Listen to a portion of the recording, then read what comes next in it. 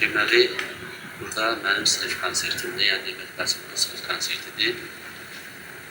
Mən öhdəlik götürmüşəm. Hər il keçən illər reallaşıb, hər il öz şagirdlərimdən şəhərdə möhtəşəm saraylarda konsert verirəm. Heydər Əliyev Fondunun dəstəyindən, Mədəni Turizm Nazirliyinin dəstəyindən, Bakı Mədəni Məhəlləsinin dəstəyindən bu konsertimiz reallaşdı. İlk öncə təşəkkür edirəm. Allah'ın ki, sazımızı UNESCO'da qəbul etdirdi və sazımız UNESCO'da qəbul olunandan sonra təbii ki, bizlər öz boynumuza düşən işləri yüksək səviyyədə yerinə yetirməliyik.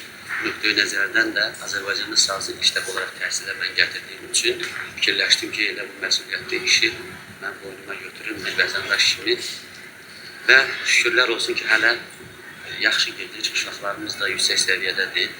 Çünki nəzərə alsaq ki, biz sazımızı UNESCO'dan keçirmişik və praktiki göstərmə lazım olanda bunu sübut etmək üçün ustadlarımız sağ olsun, onlar öz yerində gənc nəsil və yeniyetmə uşaqlar da olmalıdır ki, bu sənətin davamlı olmağını və ənənədən gəlmə xüsusiyyətləri var ki, biz onu yaşatmaqla bir daha dünya xalqları içərisində öz milli mənəvi dəyərlərimizi qorumaq və sübut etməliyik ki, bəli, Azərbaycan xalqı, Türk milləti doğrudan da qeyri-adi bir sənətə, saz sənətinə, aşıq sənətinə sahibdir ki, bu aşıq sənəti də ilahiyyətə, Allaha bağlı olan bir sənətdir. Çünki saz deyəndə, aşıq sənətindən söhbət gedəndə ilk öncə Allahı biz xatırlayırıq, Allah yadımıza düşür. Nəyə görə bu belədir?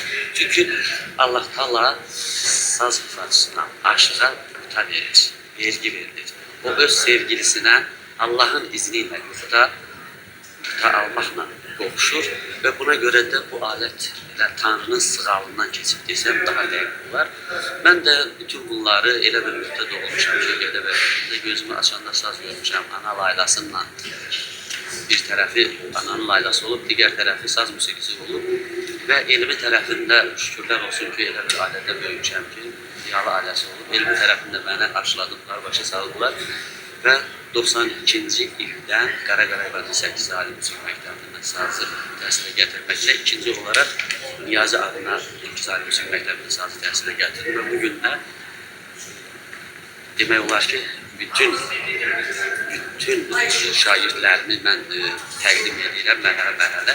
Bugün vaxta görə son hissədə məşğul olduğum və biraz da belə deyək, titulları olanları dəvət etmişəm. Çünki konsertin öz qaydaları var və Natiq müəllimə də mən təşəkkür edirəm ki, məktəbin direktoru bu işdə mənə dəstək olub, yəni o sinifdə ki, gəlib öz tövbələrini verib, məsləhətlərini verib. İlk öncə mən bir məqsəd kimi, qarşıma qoyduğum bir məqsəd kimi onu demək istəyirəm ki, saz dünya alətlərinin şahı kimi əgər qeyri-millətlər qəbul edibsə, bunun məsuliyyətini dərk edərək mən fikirləşirəm ki, saz o dərəcədə ölçüyə düşməlidir ki, o dərəcədə dəqiq səviyyədə ifa olunmalıdır ki, artıq onun dünyanın böyük saraylarında, böyük səhnələrində çıxış edərkən hamı tərəfindən qəbul olmağına bir zəmin yaransın və bu da mümkündür və bir məsələ mən qeyd edim ki, bu yaxınlarda, yəni 2010-cu il dekabr ayında mən Koreyada beynəlxalq yarışmaya dəvət almışdım. Çox ağır şərtlər var idi orada. Şərtlər budur ki, minimum 2 dəfə öz ölkənin qalibi olmalıydı. Xoşbəxtlikdən bu məndə 4-dür. Və bir dəfə də beynəlxalq yarışmada iştirak edib ən azı 2-ci yer tutmalıydı. Yəni bu adamların iştirakında olan bir yarışma idi. Beynəlxalq yarışmada mən 3 dəfə iştirak eləmişəm. Üçündə də 1-ci yer olub. Yəni həm talih üzümə gülüb sənətdə, həm də istəmişəm ki, şagirdlərim də o xoş anları yaşasın. Onlar da dünyanın böyük səhnələrində çıxış eləsin. Və o çıxışda da mən orada fikrimi əsas bir məqam var, ona yönəltmək istəyirəm ki, deməli, məşqdən əvvəl saz orada olanda hərəyə 10 dəqiqə, 12 dəqiqə vaxt verilmişdi. Mənə deyirlər ki, istisna hakimi sənə 20 dəqiqə istifadə edə bilərsən, səhnənin 20 dəqiqə sənə həvalə edirik. Mən soruşanda ki, nə ilə bağlıdır? Dedilər ki, bu tək alətdir, bunun çox icazkar, çox möhtəşəm səsi var. O biriləri var idi, qruplar var idi. Yəni, tək alətdə bir mən idim, uyğunu deyim. Onlar gördü ki, tək alət bütöv bir ansambl, orkestr, belə deyək, səslənməsin qədər təmiz səs verir, professional bir səslənmə var. Və onlar üçün də maraqlı idi. Yenə deyirəm, Allahın əli bu alətin üstündə olduğundan orada da birinci yerə çıxdım, nail oldum. Uğura Dünya İncəsənət və Musiqi ustası diplomuna olundum, qalib kimi. Və mən istəyirəm ki, mənim şagirdlərim də böyük səhnələrdə çıxış etsin. Çünki sazın UNESCO-ya qəbul olunmağına bağlı biz orada iştirak edəndə bir daha bizə aydın oldu ki, saz çox yüksək bir səviyyədə ifa olunan alətdir. Aşıq sənəti ümumiyyətlə çox qədimlərdən bugünə qədər öz mükəmməlliyini, öz möhtəşəmliyini qoruyub saxlayıbsa, bundan sonra da qoruyub saxlayacaq. Lakin bir məsələ çıxır ortada ki, o dövrdən bu dövr tamam başqadır. Bu dövr dünya çox kiçilib. Dünyanın çox kiçildiyi üçün bəzi məqamlar sıradan çıxır, bəzi yeni məqamlar gəlir və bu nöqteyi nəzərdən mən fikirləşirəm ki, yeni, gənc doğulan aşıqların ifası bu qədər dəqiq, səlis olmalıdır ki, o artıq desələr ki, 2 dəqiqə ərzində sən sazı göstərməlisən, təqdim etməlisən, onu bacarsın.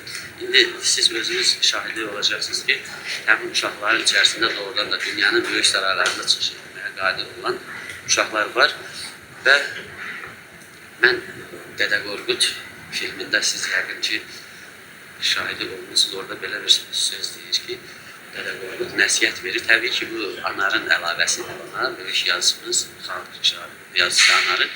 Deyir ki, bir torpağı qorumursansa, onu əkib becərməyə dəyməz. Əgər əkib becərmirsənsə, qorumağa dəyməz. Mən belə fikirləşdim ki, əgər bu uşaqları hazırlayıramsa, ortalığa çıxardıb, onu xalqa təqdim edirəmsə, bunu da öyrətməyə dəyməz. Yox, xalqa təqdim edirəmsə, onu yüksək səviyyədə təqdim eləməliyəm. Belə bu fikir də mənə bir stimul oldu. Fikirləşdim ki, onu hər ildə hesabat kimi bir dəfə xalqa təqdim edeyim və xalqa təqdim etməklə bərabər o uşaqların özü üçün bir həvəs yaransın. Bu həvəs də təbii ki, onları gələcəkdə ən böyük səhnələrdə çıxış etməyə vadar edəcək və xoş təsadüf ki, mən bayaq danışdığım sədaların üstündə mənim direktorum ilk dəfə olaraq sazın açıldığı məktəbin direktoru Rəna xanım Rəhimova gəldi, çıxdı. O, məndən sağ tərəfdə dayanıb, xahiş edirəm Rəna xanım, bir yaxın gəlin, mən artıq saz sənətindən xoş gəlmişsiniz. Məhz bayaqca qeyd etdim ki, sazın ilk dəfə açılışı Qara Qarayeva Səksari Müzik Məktəbi məhz bu xanımın dəstəyi ilə orada açılıb və bugünə qədər də öz dəstəyini əsirgəmir. Minnətdaram. Bütün saz sevərlərə minnətdaram, sazı yaşadanlara minnətdaram. Sizlərə minnətdaram ki, bunu gəlirsiniz, xalqa bir daha təqdim edirsiniz, yayırsınız. Başka? Çok sağ olun.